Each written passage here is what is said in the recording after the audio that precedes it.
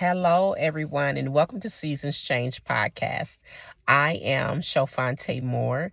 I am your host for this evening, and I just wanted to hop on and talk about a book that I wrote called Gift Wrapped in Bondage. It's a book of my personal story where I share my different experiences of being in bondage. I was bound in depression. For many years, and I just share my story, as to what led me down this path and different experiences in my life. And I want to talk about bondage and what bondage is.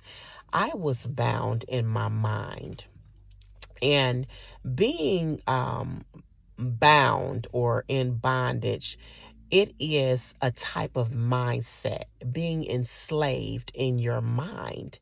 It comes from trauma.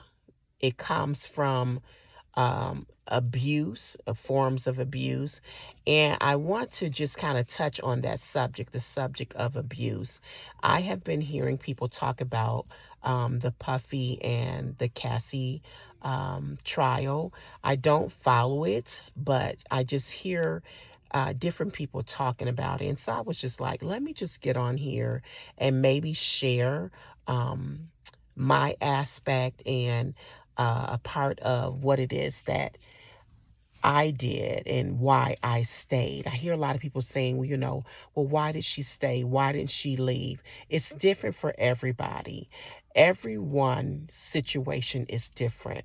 For me, it was I won't say my upbringing, but I was raised without my biological father, and I desired to have a father in my life. And so I stayed with my significant other because I wanted my children to have a father. Not only that, I had low self-esteem, and I stayed because I wanted to be loved. Does it make sense? Absolutely not. It does not make sense. If you have not been through it, please do not judge. Don't judge your friend. Is it stupidity? It is, but it's a mindset. It's psychological.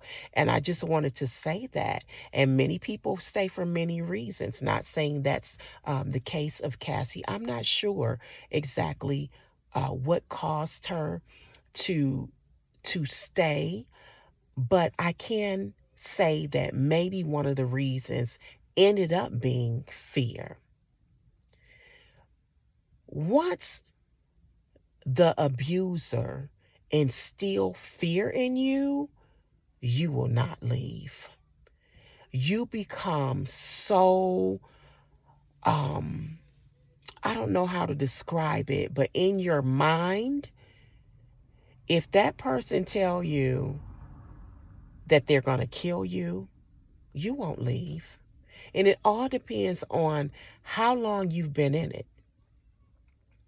how long you've been going through this. And there's different forms of abuse. I want to say that first and foremost, it is psychological abuse.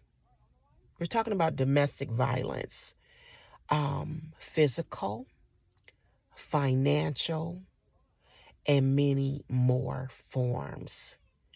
And if you are not financially stable, that's another reason to stay. Some may say, well, you know what? No, I'm not going to stay and let nobody beat on me. That is true. You should not.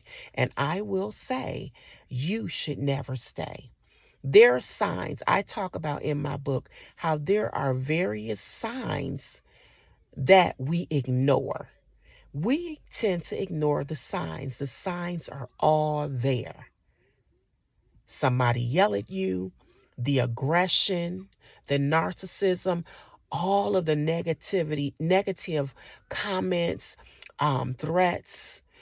Say, for instance, you walk away and you get pulled back, and there are signs.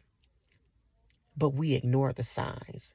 If we so in love, or we think we're in love, or we really like this person, and you think, no, let me tell you, the first sign that you see, if someone, male or female, this is just not a female thing, male or female, someone raised their voice at you, you better take heed.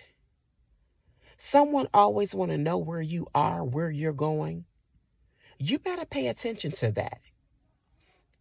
Pay attention to the control, the manipulation, someone not wanting you to be around your friends, trying to isolate you.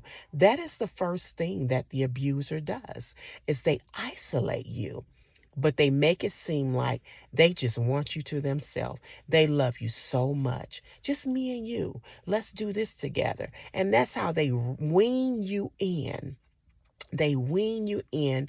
It's lies, lies, and more lies.